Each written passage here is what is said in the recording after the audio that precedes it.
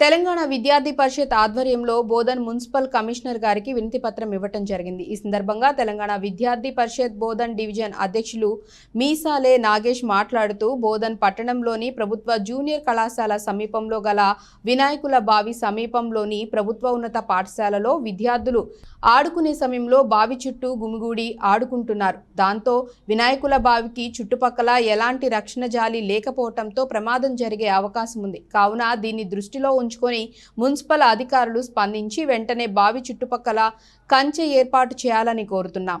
పరిషత్ ఆధ్వర్యంలో ఈ రోజు మున్సిపల్ కమిషనర్ గారికి వినతి పత్రం ఇవ్వడం జరిగింది. దీని యొక్క ముఖ్య ఉద్దేశం ఏమిటంటే ఏదైతే జూనియర్ కాలేజ్ గ్రౌండ్ లో వినాయక నిమజ్జనం చేసే బావి ఉందో దానిపైన కంచె నిర్మించాలని మేము కోరడం జరిగింది. దీని యొక్క ముఖ్య ఉద్దేశం ఏమిటంటే ఏదైతే జూనియర్ కాలేజ్ గ్రౌండ్ లోనే ఉన్న సమీపంలో ప్రభుత్వ పాఠశాలలో విద్యార్థులు ఆడుకునే సమయంలో అక్కడ వచ్చి గుమ్మికూడి కిందకి లొంగి చూస్తున్నారు. కావున ఏదైనా ప్రమాదం జరిగే అవకాశం ఉంది. కావున దీనిపై వెంటనే మున్సిపల్ కమిషనర్ గారు స్పందించి దానిపై జాలి రూపంలో కానీ ఒక కంచె లాగా నిర్మించాలని మేము కోరుతున్నాం తెలంగాణ విద్యార్థి పరిషత్లో.